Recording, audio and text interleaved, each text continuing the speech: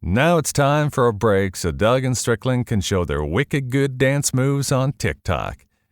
You just can't unsee that once it's happened. Yeah, watching that aquarium show, that's exactly where I got the idea. I'm watching this terrible, obviously scripted shit that's called a reality show. And I'm like, our everyday happenings at the agency are way more entertaining than this. Nobody puts baby in the corner. Okay, it's that line that everyone remembers from Dirty Dancing. And what the heck is that all about? What's so bad about sitting in the corner? I mean, I kind of like it. I mean, it looked like it was a pretty good view of the stage from the corner, so I don't know what baby's complaining about. Personally, I like sitting in the corner when I go out. You're totally not in the way of the wait staff, and it can be kind of cozy also. So what's Johnny's problem with her sitting in the fucking corner? Settle down, boy. Settle down. But I guess we finally got me to read a funny opening from that movie. I really needed to get that one out. Feel much better. Most days, they take their meds. This is not one of those days. Welcome to Fuckery with the Nice Guys. No interviews, no business content. Just your two favorite slack-jawed mouth breathers ranting about whatever. Now, strap yourselves in for Nice Guys Fuckery with the kings of fuckery, Doug Sandler and Strickland Bonner. I wouldn't necessarily say I have a drinking problem.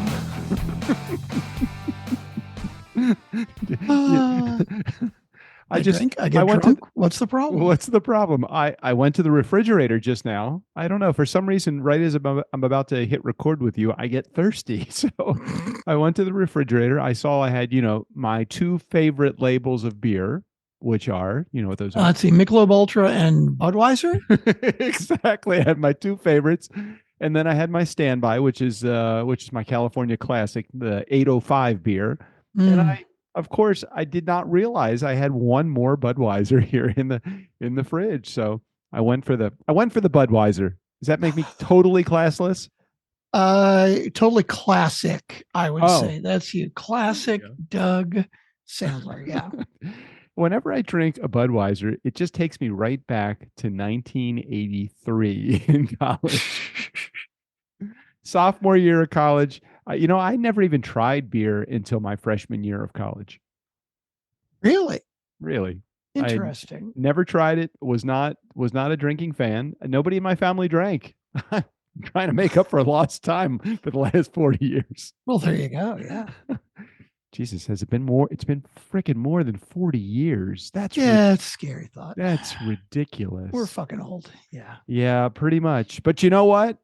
Even still old, we're able to land interviews with Grant Cardone. That's amazing. Oh my God. What a normal guy. What's your expression? Treat rock stars like normal people and normal people like rock stars. Right. Exactly. He literally, I was expecting all of his handlers to kind of say, okay, hold on a sec. We'll get Mr. Cardone on the line. I'm like, fucking A. Okay, let's do it. I'm ready for it. No, it says I get an email. Grant Cardone is in your waiting room. Holy shit. He's here. He's fucking here. He showed up. He showed up early. He was ready to talk. And he was just a good guy. He was just a normal guy that happens to be a billionaire. Yeah, I know. It's crazy. I guess is that partly what, you have these guys, like I'm sure like Musk is, I know he's probably the wealthiest guy in the gazillion years, whatever. But I don't see approaching Elon Musk like a normal guy in any, because if you do, he probably, I feel like he would feel like he's entitled to better treatment. Interesting thought. I don't know. That is a very good question. I wouldn't doubt that. Yes, I think there are guys out there who are very rich and are rock stars and enjoy being treated like rock stars. Yeah. Well, that was totally not Grant Cardone. Salt of the earth kind of guy. It's been through his share. I mean, we don't have the same politics, which you kind of hear in the episode, but I don't push back. I didn't want to irritate the guy. His team said, we've got 10 minutes to do the interview the day before. It said, you have 10 minutes from whatever, 1:30 until 1:40 basically was the time. So I allowed an hour on the schedule just in case he was late or whatever. Mhm. And then he gets there. It was just him. And I said, before we got started, I said, I think we have about 10 minutes. And he's like, no, I got time. I got nowhere to be. I have nowhere to be. So, we sat back, had a real good conversation. The first 15 or 20 minutes was just about shooting the shit and how his rise to fame and fortune. And then we talked about my dad's family business, and he had some really nice things to say about my dad, which was kind of cool. And then we got into the California 10X, which was great. That's where the politics thing came in. So if you're not leaning into the red, then you may not like what he has to say. And of course, I look at it, I don't know about you, but I feel like I'm socially a Democrat, financially a Republican. I really do, because I mean I don't know that I have whatever. It's so the Republican the Democratic world is so fucked up right now, but so's the Republican world. Yeah, Anyhow. yeah, it's messed up now. And where was he when you were speaking to him? Oh, so yeah, that's another thing. He was in Las Vegas, and he was sitting in his what appeared to be just like a normal room in the Wynn Hotel. Now, a normal room is still $500 a night at Wynn, Yeah. but I don't. He moved from California to Florida just because of the craziness of taxation and running a business. And he said, I needed to grow my business, and I felt like California, the politics of California was really holding me back. There was no advantage to being here. If it was just even, I might have stayed, but it was like I couldn't grow my business further than where I did. Just take real estate as an example. Growing a real estate business in California, your average sale of a property is over $1 million in this state. Crazy. He's like, I can buy 10 properties in Florida for what I can buy one property in California. He said, I just went where I felt like I was able to expand my business. And where there's no state income tax, of course. Yeah, you saw. I just paid the turnkey taxes, and it's ridiculous. It's like, hey, why don't we just extort an extra $800 from you, turnkey, just because you have one of your partners that lives in California? I know, it's so fucked up. That's nuts. It why? is. It's Why? ridiculous. It's the. I think he said it's something like the 10th largest economy in the world, the state of California. Oh yeah, it's bigger than most medium-sized countries, no doubt. No doubt. So anyway, that was a great interview. It aired yesterday as of the date of this fuckery episode. So for those in our community, listen in and enjoy. I probably step on myself a few times during the interview. I tried not to smell up his ass too tightly as I did the episode. So, oh God. So anyway, what's going on in your world, Mr. Bonner? Oh, nothing, man, nothing. Welcome back. My name's Strickland Bonner. On the other side of the microphone, Mr. Doug Sandler. I'm just tired. I'm like, I feel this is a time to make the donuts day. Is this I'm like, is your attitude a little bit laissez-faire today? Are you okay mentally? Are you mentally fit to do this, or do we need to bring in like the reserves? yeah, you're right. I could use a pinch hitter today in a big way, but we only have one voicemail, so I can't even let that take the brunt of the. I'm just, you ever have one of those days where it's like you just don't feel productive, like you're doing stuff, but nothing's working, and it's like you're trying things, and it's like it's just not happening. It's like fuck. It's just one of those days. Well, I don't know how much of that is turnkey related and how much of that is social solutions related, but I can tell you, not for me, although I'm in a different financial position than I was, 10 years ago when my DJ business was doing, $250,000 in business, and I also had turnkey income. But at the same time, it's like, you know what? I really, at my age, I kind of enjoy not having that extra thing in my life. I try my hardest to be able to take as much of my Mondays and Fridays away from anything. I usually get pulled in, but I don't schedule, or most of the time I don't schedule appointments on Mondays and Fridays. And it's really been good, but I hear you, the problems or the concerns or the support that needs to be handled on Mondays and Fridays, it happens. So it's like, okay, well, I guess I'm doing a little work today, but at least no scheduled appointments that day. And it's got to be that much more challenging for you because you have a full-time gig as well. Yeah, just been one of those weird days. And like, yeah, turnkey too. It's like I'm seeing all these emails coming in, and I'm like, I don't have time for all this shit right now. Well, you know what? That is the benefit of having a really good team. There are certain things that I know that are only, Strickland things to do, but hopefully none of those are super, super urgent. Mhm. I did go down an interesting sleuthing path today. So we had a client that shared with me a typo, and I'm like, Hmm. I don't know where the typo is coming from. It's not coming from the hosting source. I don't know where it is. Where is the typo? And I discovered that the typo, it was in their tags. So they have different tags. I'm looking through all of their Hmm. episodes, the most recent 10 episodes, thinking, where are these tags screwed up? Where is it messed up? And after further discovery, it was on listen notes. If you guys know what I think you know what listen notes are, but if you Mhm. don't, in our community, it's the place where all of the stats and figures are kept for most podcasts, so the public can see how well your podcast is doing as it compared to other podcasts.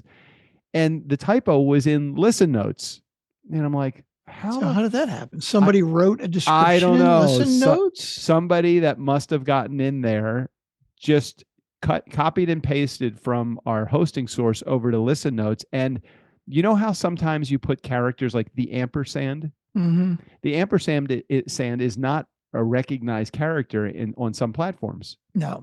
So it comes out as ampersand AND. Mm-hmm. Okay. And so, like, okay, so I had to change an ampersand to AND as opposed. So I don't know. Oh yeah, because whenever I post the Friday fuckery, it's D ampersand S. That's like Right. our thing. Right. Yeah. So it So probably screws everything up every week. and you know how much we care, right? Exactly. Not much at all. Zero fucks. Mm-hmm. Zero Mm-hmm. fucks. When you have 10 years of podcasting behind you and 1,600 basically episodes that are underneath you, it's like, you know what? Fuck the kids. I remember you did an interview with Tim, uh, Tim and Michelle from 500 by Midnight, the episode, the I don't even podcast that I remember that. like. I did an interview with them. Tim Dresden. And this was when we were around, I don't know, 400 or 500 episodes, right? And they had been doing their podcast for a lot longer, and they were at like 700 episodes. And I was like, oh, someday we'll catch up to you guys, right? Right. I heard that their anniversary, Yep. 20-year Podcasting? anniversary of podcasting Jesus. is in February, Wow. which is interesting because our 10-year anniversary of podcasting is in February. But now we have way more episodes than they do because we started doing 4 or 5 days a week and 2 days a week. And so now we're at 1,500 and they're at like 800. Okay, so we're now, as of the airing of this, it's going to be February 7th. We've put exactly zero effort into deciding what we're doing. Mhm. Now, look, anytime after we're 10 years, we can always just call it the 10-year anniversary show. True. Had you stopped putting in the bonus episodes, the countdown from 10, or did you continue doing that? Oh God, yeah, I forgot about that completely. And what did I say was going to be number one? The first episode? Because I feel like I've posted that as a bonus before. I think you have too. Yeah. Why don't you? When's the last time you posted the national parks episode? You recall any episodes? Like, can you remember any ones that stand out? Some of my favorites are like you doing the meditation. Oh yeah, I like the meditation episode. Hang on, now I got to look it up. National Parks. I'm going to search it on our website. By the way, if you go to niceguysonbusiness.com, Yeah. you can find any episode you want. You just look up, there's a little search box and you just search for a number. But I don't think that even our website goes back to episode 1, does it? Good question. I don't think it does. Let me take a look at that. I don't think our and the other thing is the audio is still fucked up on some of those earlier episodes. Yeah, I've got Nicole is actually looking into that because there's a weird. Some of them still have Libsyn tags, and a few had a pod chaser tag or something. I don't know. Okay, I'm doing a search on episode 1. Oh, so you reposted episode 1 on June 18th, 2017. Oh, okay. So it's been a long time since I posted it. So, well, that's when it at least comes up on our on the search. If I go, and I'm trying to see if there's any some of your titles, DNS, same shit, different episode.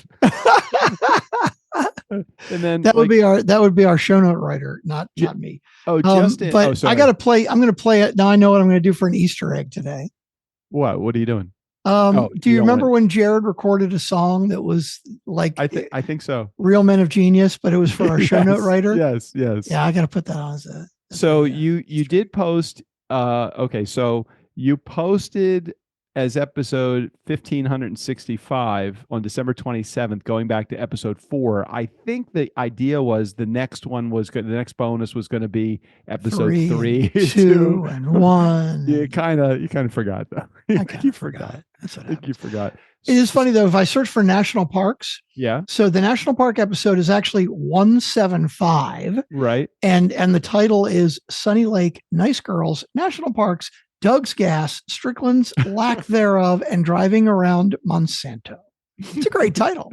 That is a great title. It's fucking long, but I'll tell you, you had every keyword slugged in there. You know, you might get, what's it called? Keyword stuffing. That's one of the things. You did. Oh, but wait a minute. But this. Now, it says featured episode. This is a repost of episode 172, including the now infamous Shrink the National Parks rant. So maybe it was actually 172, not 175. I don't fucking know. So you did then, after you did the classic rewind of episode 1 in 2017, I think the next week you did another classic rewind of episode 2. So all I had to do is type in episode 2. I'm going to type in episode 3. Let's see when if you did that. And then October 29th, 2017, you did the Nice Guys episode 3.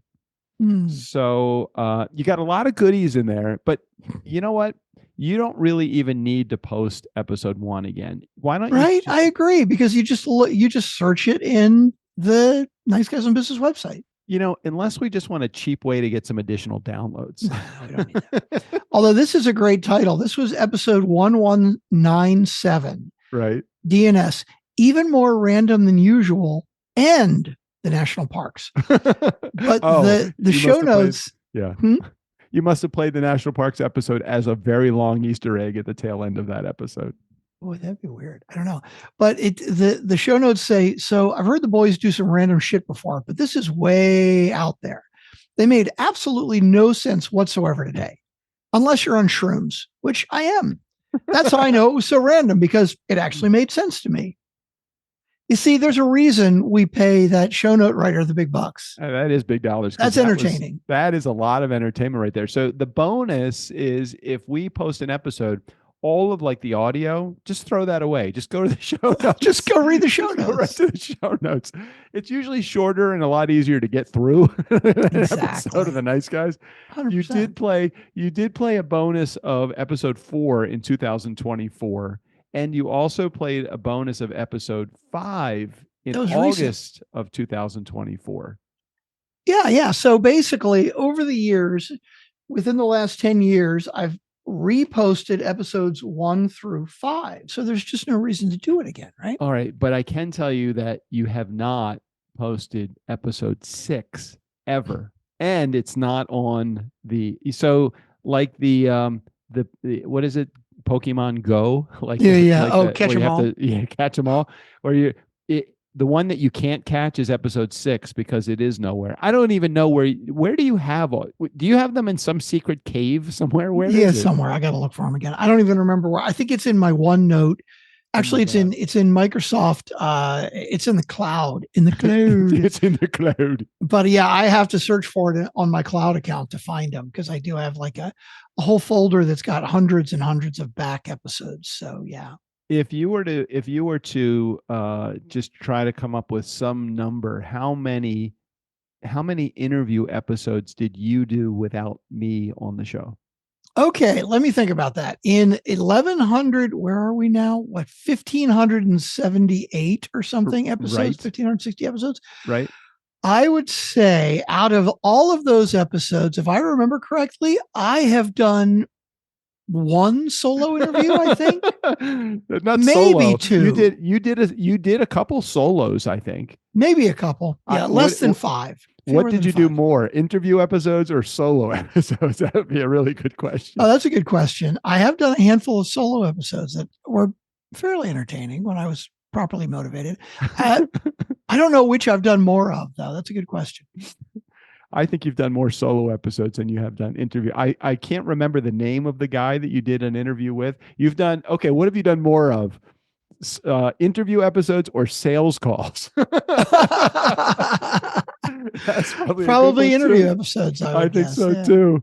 I remember one time I was going out of town and you took a sales call, and I think you might have closed the deal. I'm pretty sure. Yeah, but I don't remember who it was. I feel like I might have too. I mean, it was a really good deal, but I don't remember who it was with now. Well, all I can tell you is this has been a banner month for new business coming in the door for Turnkey. We deserve some time off. I'm closing my prospect list for a short period of time to give our team a chance to catch up. Well, Doug, I'd like you to talk about one that you closed very recently that you first connected with a very long time ago. Oh my God. Yeah. So I had a referral back in, I think it was December of 2021. And if I look at the number of email exchanges, it was over 100 over 80 email exchanges, less than 100, more than 80 in my inbox or in my archived emails that I was searching through to think, I know this name. Where do I know this name from? Oh my God, since December of 2021. So it took, it took a little over 4 years to close the deal. Talk about tenacious follow-up. I just don't give up on people. Dude, that's just amazing shit to me. But you realize that it's the miracle of HubSpot. Because if you keep somebody in HubSpot, unless you move them on to either closed, lost, closed, won, it keeps reminding you, hey, you have this person on your list. And although I did not follow up consistently over the last 4 years with this person, they were on my email list. So they always got a, hey, this is what's on the Nice Guys this week, or which I send out every once in a while, or you should check out our Guest of Gold program. So I think that was the one that finally closed the deal. Me saying, hey, you can actually make money from this podcast. Or like, what? You can make money from the podcast? Yes, you can fucking make money from podcasting. Now, Strickland and I, we don't, but you absolutely could. That's not true. We really do. Yeah. Strickland is a multi-millionaire. Him and Grant Cardone, I would love to have them interviewed on my show. So 10 years. What have you learned in 10 years of podcasting, Mr. Bonner? Anything? Oh, I've learned shit. I can tell you one thing I've learned. More effort does not equate to more success in podcasting. True. The more we spend on content preparation, the less we actually get out of that podcast episode. We really do come to the table as unprepared as we possibly can. And I feel like we get results that are commensurate with that effort. Also. Agreed. Mm-hmm. God, you know what? Why don't we just dig into the one voicemail? One voicemail. God, it's very pathetic this week. Did somebody forget? Did we stop? Did we go off the air and somebody forgot to tell us? Who knows? Doesn't matter. I don't think so. No. All right. Let's get into the one voicemail. I think if we effort on that one voicemail, we may be able to pull a lot of content out of it. And I know over the years we have changed the expectation of the amount of time that these episodes are supposed to take. We have certainly gotten long in the wind, long-winded as we've gotten long in the tooth, I think. Yes. And, maybe if we played our voicemail today and we did a classic episode, right? Oh, we could just. And by classic episode, I mean one that is less than 40 minutes long. Who knows? Wow. Okay. So in other words, what you're saying is you're done. Is that what I just heard? Is that what I just heard you say? Well, all I'm saying is I would not be upset if we didn't do whatever we possibly could to pad the episode to be an hour long today. Let's just put it that way. But don't you remember and I don't disagree with you, but don't you remember 2 weeks ago when not only did we get a positive response, a positive voicemail from Emily saying she's really enjoying the content, but I believe it was that same week we got something from Jared saying he really was enjoying the entertainment value that the podcast offered that week. And I'm not saying that shorter equates to less entertainment, but there's probably been some level of, the longer you stick around in the episode, the more creative you have to be with creating the content. But I don't disagree with you. I think that we should play the voicemail. We should think about whether we're going to go beyond the end of the voicemail, and then it wouldn't be a bad idea to play. Like, what classic could you find? Episode 6? Oh, I could find it. Yeah, absolutely. Well, yeah. Episode 6 has never been replayed. And it was released 10 fucking years ago. It was released 10 years ago. You can see that I have completely dark hair in the episode. Just listening to the audio, you can tell that I have more hair then than I do now. And a lot less beard. No beard. All right, let's do that. Okay, here we go. Okay.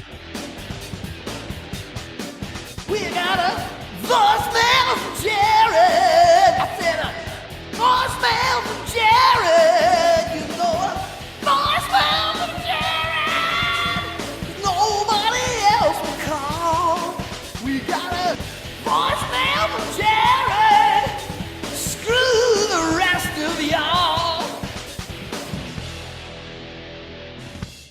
So I found a folder that I downloaded. You see, I didn't even give you a chance to interrupt. I interrupted for you. Excellent. What? So from my OneDrive, when I was thinking, oh, I should start posting some classic episodes, like when I did number 5. Right. I actually have a download of episodes 1, 2, 3, 4, 5, and 6. Whoa. I have episode 6 right here. What is the Are you title curious let's see how long it is, just out of curiosity. Yeah, go ahead. Throwing it into Hindenburg, episode 6 was 39 minutes, so that was significant.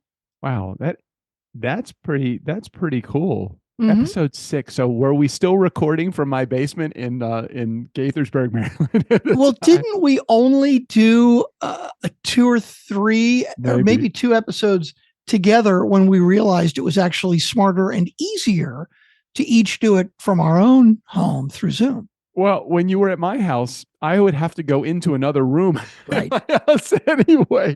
Right. And then we tried to do Zoom, but then there was like IP address issues because it was the same IP address and Zoom didn't like that, and such weirdness. Yeah. A lot has changed since then. I don't even remember what I was going to interrupt. Oh, I do. I remember what I was going to say. But yes, let's play at the end of this voicemail. Let's just take a moment. We'll wrap up and we'll go right into episode 6. And this will be a classic rewind because we have never played episode 6 as a classic rewind episode.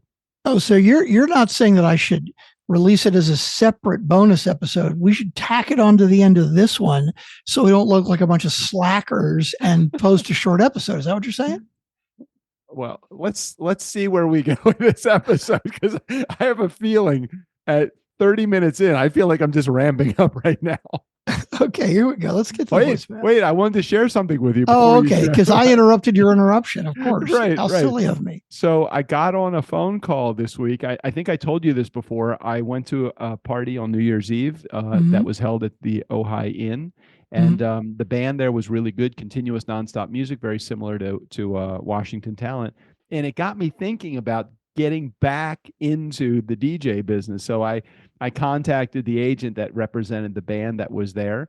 And they're a boutique agency. They only do about 50 to 60 gigs a year. They represent one band, and that's the flagship band. And they get calls. Washington Talent was the same way. They only did about 50 or 60 events every weekend. You know? No, this was a year. I'm talking. Oh, sorry, I misheard you. Okay. Jeez, it's like Washington Talent is like an anomaly. It is a fucking machine. It really, have you ever seen any of these reality shows? Like there's one about the the guys that make fucking aquariums, like super high end. No. Well, there's all these fucking reality shows with like there's Storage Wars, right?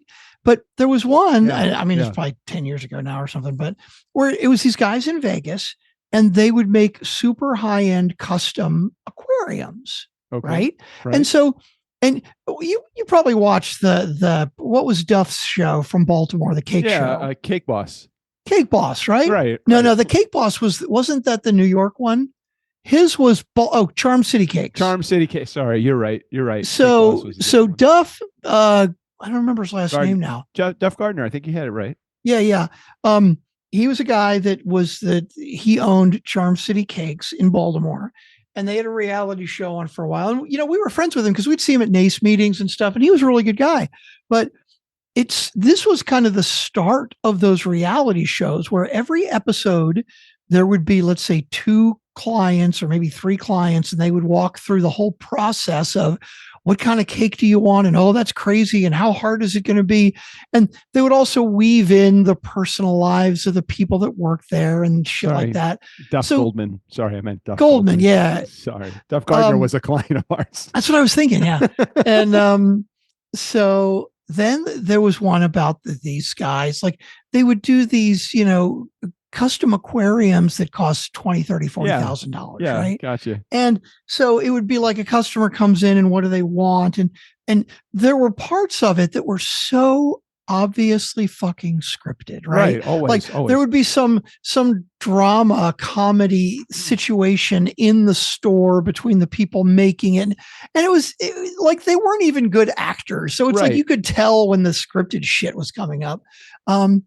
But it was so funny because when we were at Washington Talent Agency, I would see the shit that went. I'm like, this should be a fucking reality show, and called The Agency. Right, in my far brain, more I had fucking interesting. So entertaining. The not only the client and salesperson and team interaction, but the staff interaction with themselves. Right. That's the best part, is the interaction between all the drama between the acts and and management, the owners and each other, just between you and the owners would have been enough just to be, all of that shit. It's great. Yeah, watching that aquarium show, that's exactly where I got the idea. I'm watching this terrible, obviously scripted shit that's called a reality show, and I'm like, our everyday happenings at the agency are way more entertaining than this. And the structure, like so many of these reality shows, they have the same kind of structure like that. Right. Conflict and all that. Right. Right. But where they will pick like 2 or 3 specific transactions, whether it's selling a house or making a cake or making an aquarium, right? Like we could pick a weekend and have 2 or 3 events that we followed over the course of the weekend.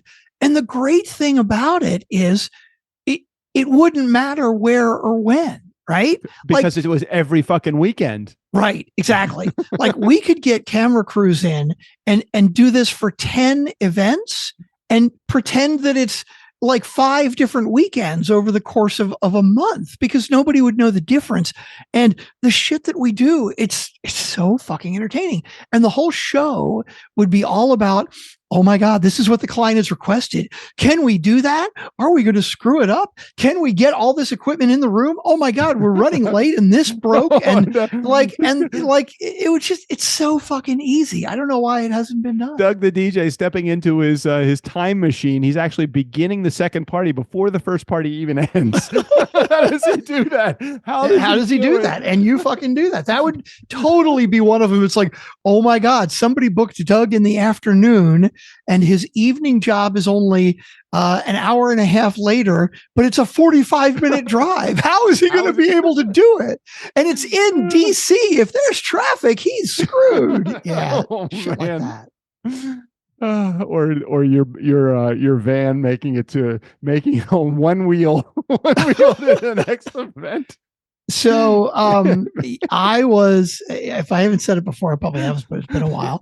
I was playing in a wedding band. And so over the course of 24 years of doing that, there were at least 3, it might have been 4 times that my van broke down Right. on the way to gigs. Right. Twice it was going to Pittsburgh, which was 4 hours from where we Oh, were. God. Now the advantage of that is when you got a 4-hour gig, 4-hour away gig in Pittsburgh, It's the only gig. It's the right? only And gig. you leave fucking 8 hours Right. ahead of time because you just Right. never know what's going to happen, right? But there was one time I was going to a company party, and it was somewhere at the beach or something, like 2 hours away, and the van broke down and fucking died. And there was no way, like the other times we had backup vans and people could bring me a backup van, but there was no Right. option for that. Right. I had to actually call around from the side of the road and get a rental truck. And we got to the rental truck and we brought it like on the fucking highway, backed the rental truck up, threw all the gear from one van into the other, drove. It was fucking nuts. Fucking nuts. So many stories, and I know I've told this story before, but I was only late one time for a wedding, never late for a bar mitzvah, late for a wedding because it was a wedding in Baltimore, and I was only 20 minutes away. Of course, I left 2 hours in advance to get to the 20 minutes away, just because I'm DJ Doug and I don't ever want to be late. How many times would this ever happen in somebody's life? As I was driving northbound on the Jones Falls Expressway, some old dude, 80-year-old old dude, gets on the Jones Falls Expressway heading southbound in the northbound lanes. Oh my God. Got in a head-on collision with someone, not me, but that guy got in a head-on collision and was killed in the accident. My God. I was the first car behind those cars. So now all the emergency vehicles are piling up. I can't back up to get to the exit, which is probably a mile behind me. And I'm calling the bride. I'm calling the party planner. God.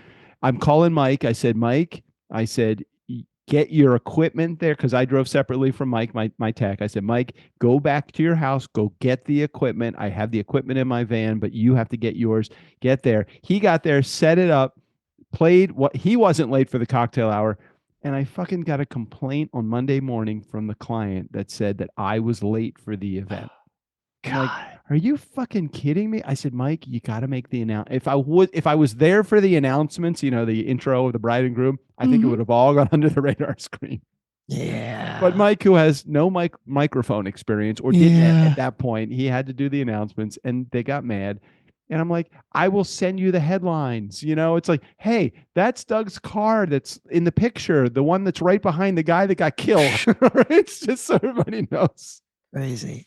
Shit like that. Okay, so I cut you off. You spoke to the agency about. So I spoke to the agency, and I didn't realize that they weren't like a man. Like, I think everybody's like Washington talent. I didn't realize. Right. I had to pause for thinking about this. Okay, they do. 50 and by the way, events a year. when I say Washington Talent does 50 events a weekend, seriously, that is a low fucking number. I mean, that is no exaggeration. This agency, I think it was 6,000 contracts, and I don't remember, but I mean, it was between 50 and 100 events every single weekend between bands and DJs and photographers and videographers and fucking, novelty acts. Acts. And our DJ business was doing between, I think, 500 and 600 events a year. It's crazy. So yes, I don't think you're off at all. I think 50 events in a weekend is a small amount. Anyway, they do about 50 of Bonnie Foster Productions, which is the company that I contacted here in California. They do about 50 events a year, and they don't have any DJ presence because they haven't found a guy that they trust. Okay, I just went to search this, and in the 5 seconds that I picked the browser up, I forgot Bonnie what Productions? Bonnie Foster Productions. Foster. Okay. So they represent their band, BFP.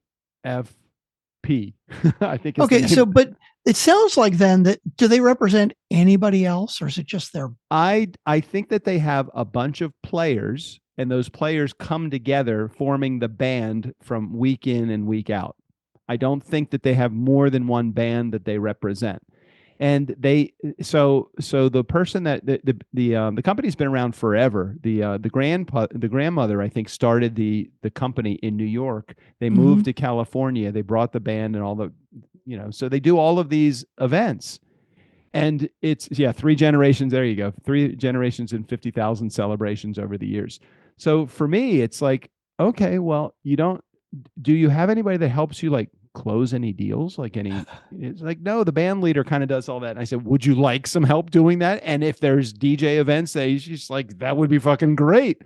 Yeah. I'm like, I know the events business really well. I don't know your band, but that's just a matter of getting, some technical expertise in what your band's all about. But I threw my hat in the ring as somebody that could help them not only with talent, but help them close some deals. Because who's a fucking deal closer? Doug. Nice. So let's see what happens. I don't know where it's going to go. I'm hoping it goes somewhere well. I love it. I love it. The official legacy brand of Wayne Foster Entertainment. Okay.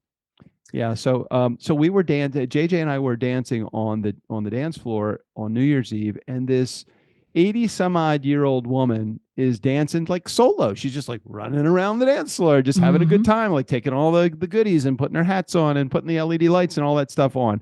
And I'm like, who is this woman? She is just having a great time. I come to discover that she was I think she is the matriarch of the entire organization. So Bonnie Foster's mom, basically. I think so. I think that's right. I think that's what it is. What the fuck is that venue?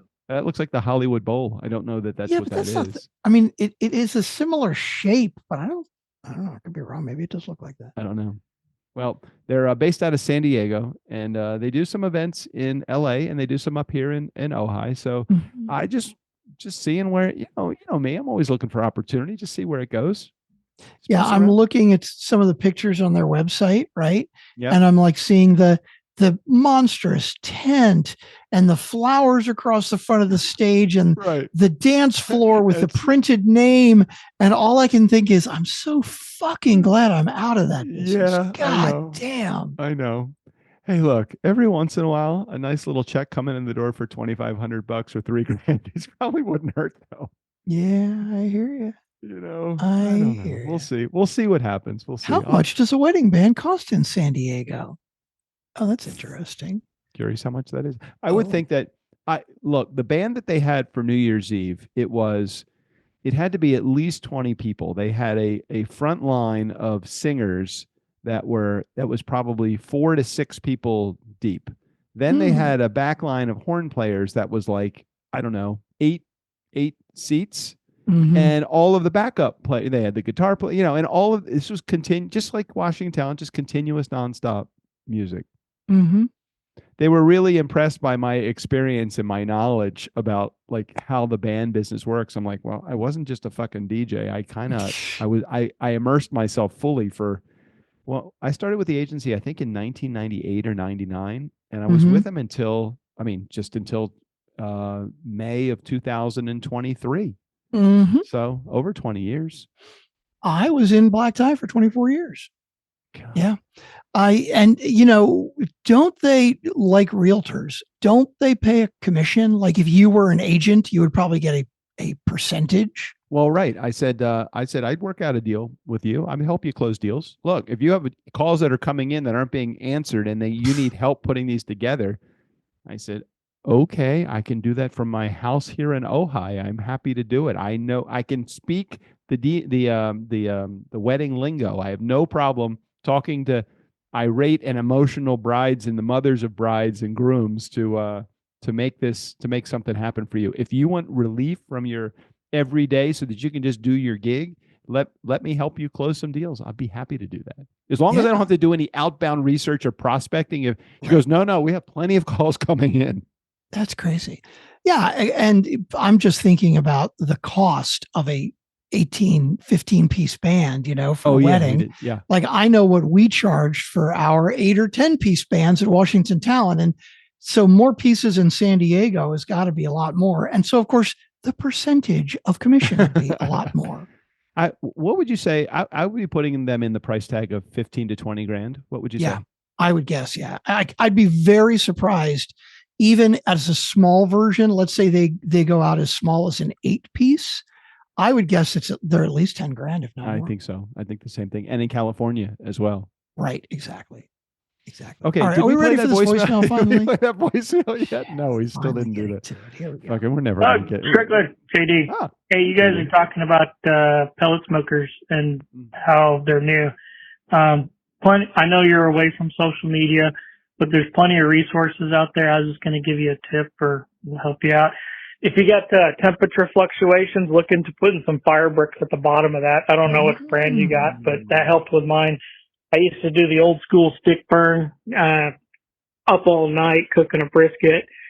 And yeah, I mean, those pellet grills, I mean, you just basically set it, forget it. You know, I got the Bluetooth on mine to where it'll let me know the temperature of the meat, the temperature of the pit, you know, stuff if I need to load more pellets. Really nice, really convenient. Pork is pretty easy to work with. The briskets, they could be a little rough, take a little bit of time. But all right, well, I hope you have fun. Love the show.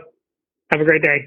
JD, listen to that. He's bringing back because I wanted to ask you, you did your burgers. We talked about that last week. Yeah. We're going to cook a brisket over the weekend for guests or something? Yeah. So I did 2 cooks since my burgers. I did a brisket, and then I did the next day. I said, I bought this pork shoulder also. I'll make some pork barbecue. See what that's all about. The brisket, just like JD said, the brisket was a little challenging. It was challenging because you have different size. The meat tapers down, so you have a large piece in the middle, and it tapers down to a small like wing. I don't know what they call it officially, but that's the part that you have to be very careful about because you don't want to overcook it. And a brisket should be cooked to about somewhere between 200 and 205. So the question then is, when you do that, right? You get to the point where the thin part is cooked. You can't just slice it off and stop cooking it and keep cooking the rest, right? It doesn't work that way? I guess you could, but there's a bunch of different things that you can do in the cook process. Like you can take it off of the smoker, wrap it in butcher paper, put it back on the smoker again, and that way the moisture is maintained inside the brisket. You just have to be careful that you're not undercooking one part and overcooking the other, like you said. But if you wrap it properly, you retain the moisture. I let it stay on a little too long because I let it stay on until it got to almost 200. And by the time we were ready to serve it for dinner, because it was resting, it increases 5 to 10 degrees more. So 210 is not, it will give you a much tougher or a drier piece of meat. So my lesson learned there is probably take it off at 190 and let it get up to 200. So lesson learned, it was still good. It just wasn't perfect. The next day, oh my God, I made a pork shoulder. It was a 5.5 pound pork shoulder. I cooked it at 200 and I started at 225 degrees. You have to get it up to about 200 to 203 degrees when you take it off. So your oven, your smoker temperature is almost the same as your pork. It took 12 hours to cook it. But fuck, it was and you're supposed to cook it that slow. You can cook it that slow. It's totally fine. The slower you cook it, the tender. And if you wrap it properly halfway through the cook at around 160, if you wrap it in butcher paper, it will absolutely maintain that great moisture content in there. And if you've done it right, meaning have a really good like dry rub on it, and you're not stingy with your dry rub, you really thicken the dry rub on it. When you take that thing off, it's so good. It was JJ went out. She came back. The brisket was. The pork was ready at 12:30. We were eating pork barbecue in our kitchen. It was 12:30 a.m. It was so good. Oh, after midnight. That's after funny. Midnight. Oh my God, it was so fucking good. I can't wait to do that again. So far, the hamburgers were really good, but the pork was exceptional. I love it. Now I got a reason. I'm getting hungry. Now I got a reason to come out. Do we know, did JD ever say what area he lives in? I don't remember. Like what part of the country? I think he did. I just don't remember. Sorry, JD.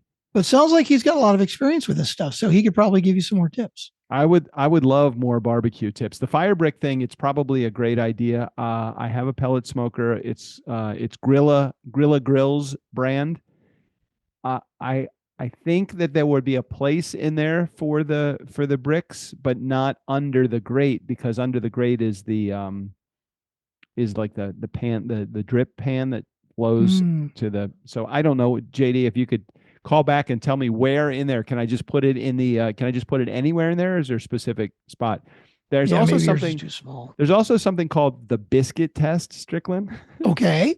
All right. So the biscuit test will tell you where your grill is hotter, because every grill has its own characteristics. Yeah. So you get the Pillsbury, the roll of biscuits, and you put like 12 of them in various spots on the grill. Clever. And in 5 minutes, you raise it and you see, okay, which part is getting browner. In 10 minutes, you see which part is cooked and which part is still not raw, but less. Fucking clever. And in less than 20 minutes with the biscuit test, you can tell which part of your grill, which part of your smoker is hotter than others.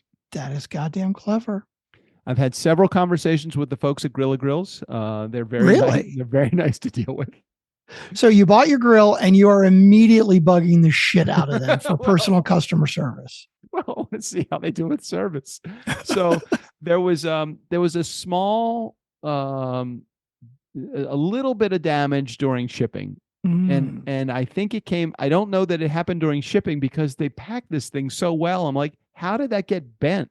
But there was a really sharp edge by the hopper where you put the pellets. And so I just contacted them and I said, hey, I just want to make you aware that and I sent them pictures. There's a spot on the grill, on the smoker that is a sharp edge.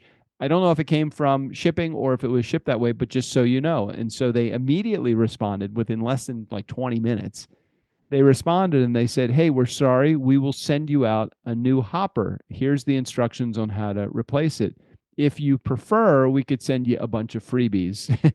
So I'm like, I probably don't need a new hopper. There's not like there's little kids in my house or anybody that's going to be, I can put a little piece of like metal tape over the edge so nobody gets cut or anything. I don't even think anybody would get cut.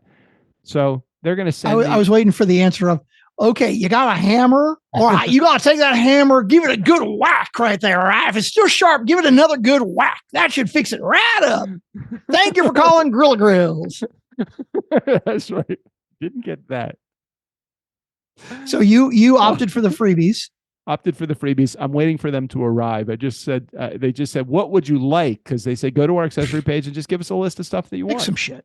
That's nice. So I picked some pellets. I want another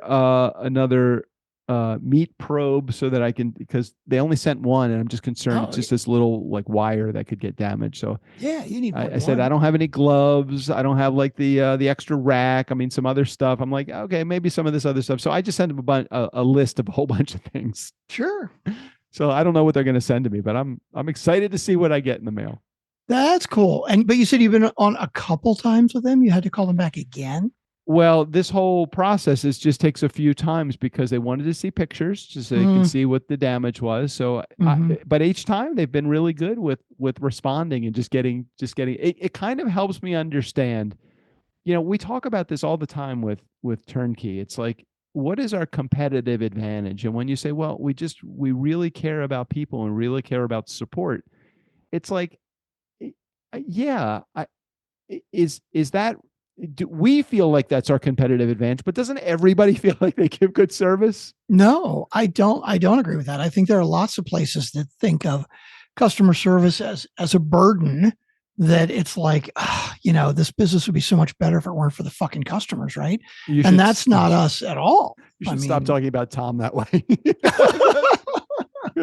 We have a couple of service providers. One shall be nameless, Tom. And it's just like, fuck, like what's the deal here? Why can't you just be, have you sensed any uptick in level of service that we have gotten from their company? Actually, to be straight with you, the last couple of months, I've had very little opportunity to reach out to them because I don't need much. Okay. But there have been 2 or 3 transactions over the last 2 or 3 months.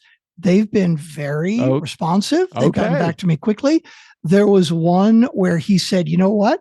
I don't know the answer. I'm going to check with my programmer, like my dev guy, about this to look into the code. Right. And typically when I get that answer from him, that means I will never fucking hear about it again. It wasn't that important, so I didn't really care. But like Right. 5 days later, he was like, sorry it took so long, but I did hear back from my guy, and this is what he said. I'm like, this is super cool. He's gotten much better. I stand corrected, and I apologize, because I can tell you a year ago that was not the experience. Not at all. Not even a little.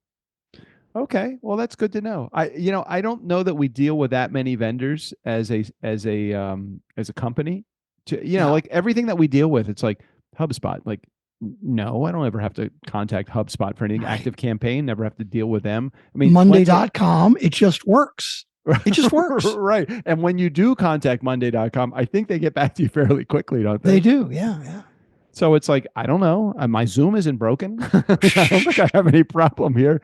It's like every service that we have, I really feel like, and this is, again, compliments to you, Strickland, for putting this all together, but I feel like the relationships that we have, we picked a vendor that I don't think that we probably could have project management software that's less expensive than the one that we have, but to what sacrifice? Like, I don't want to have to. Do you ever want to deal with like, we have probably 100 people, maybe even more, that are in Monday.com, right? Yeah, it's amazing. And I think we pay close to $2,000 a year for Monday.com, which is a significant amount of money for a relatively small company. But it just fucking works, and it works great. I couldn't imagine, like, I've used Basecamp and Trello, and they're shit. They are just terrible compared to Monday. But think about it also, as it relates to Mondays specifically, think about all the things that we actually don't use Monday for that we could and probably have an even better experience with them. Well, we've started with some of that. What was I going to say? Oh, our guest placement. We've started doing a lot more guest placement for our clients. Right. And, we really were just doing like spreadsheet stuff before. And now we've integrated that into Monday.com, and that's going very well. Seems to be pretty easy. Yeah. Now, if we could just figure out how to get hotel rooms and rental cars through them too, that'd be really good. Is that the vendor that we probably spend the most amount of dollars on through the course of the year? Outside of our accounting. Oh yeah, that's right. I forgot about. Oh, there's another one there for you. Yeah. Well, you know what? They've learned their lesson, though. I think. I do believe so too. I think they've gotten much better. Yes. I think that they have been. They brought more people on their team. I think they're a little bit more responsive, and you're right. I didn't even think about that. We spend 10 times what we spend on Monday with our accountant, but that's okay. Again, I think it is money well invested if we're getting the results that we want. It is funny. I'm realizing as we're talking, you may have noticed, because you're looking at me, that I'm a bit distracted the past 2 or 3 minutes. I see that. And I, without even thinking about it, you see, I saw a notification come in from Monday.com from one of our customers who tends to be sometimes a little higher touch, so to speak. And so as I'm doing I'm reading it and I'm replying back, and I'm realizing that we are living what we're talking right now. Like, I'm distracted because I'm taking care of our customers immediately. I will not make them wait 5 minutes until after this episode is done. I want to reply now. I believe that you have attended several sessions of the Doug Sandler School of Customer Service. I have, and I have learned a lot. Yes, I've learned a lot. And you asked me earlier, what have I learned in 10 years of podcasting? I've learned fucking customer service like nobody's business. It is the best when you can have a client that is just so happy with you because your competitive advantage. I talked to Jim Hardwick, who has a show called, it just launched this week, by the way, Nice Guy Community, Magnificent Significance. It's a mouthful, but it's a really interesting podcast. Talk about a guy that's got a servant heart. Jim Hardwick from Magnificent Significance. I got on a call with him. We were doing some strategy building, and he said, "Hey, before we get into strategy, I just want to let you know something, and you to understand it.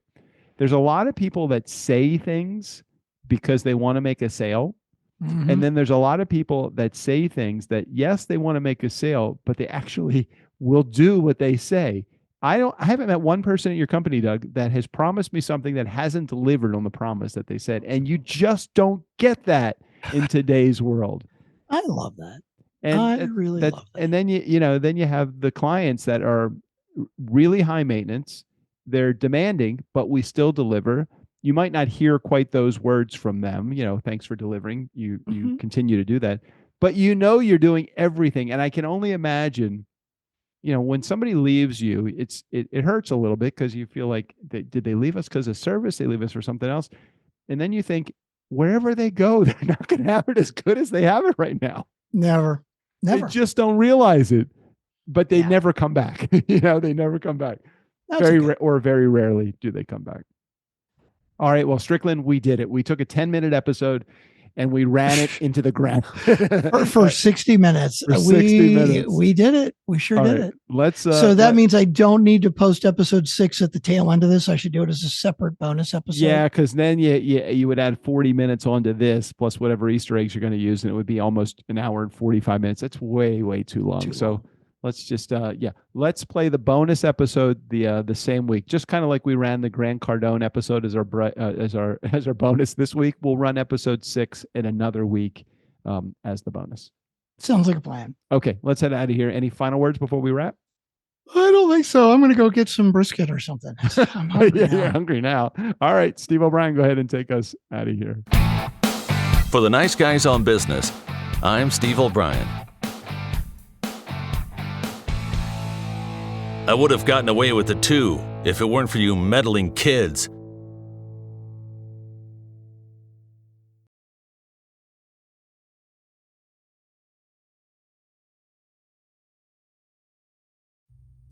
The Nice Guys on Business presents Real Misfits of Genius. Real Misfits of Genius. Today we salute you, Mr. or Ms. Show Notes Writer. Mr. or Mrs. Show Notes Writer. Never has one person done so much with so little. Shit shows don't give you much to work with. From one host not listening to the other, to the clinking of ice cubes in an empty glass of Fireball. Oh, I need my Fireball. If it wasn't for you, the only entertainment we would get from these guys would be Steve O'Brien. And of course, voicemail from Jared. Not really Jared, just his theme song. So crack open an ice-cold Bud Light, oh poet of the show notes, because when it comes to making these guys look good, no one does it better.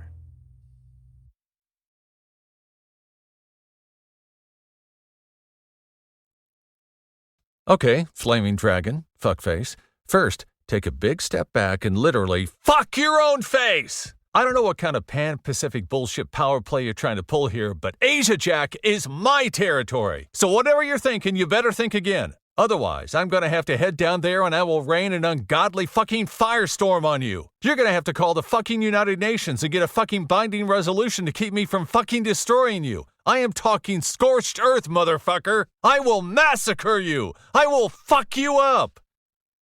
Can you find out who that was?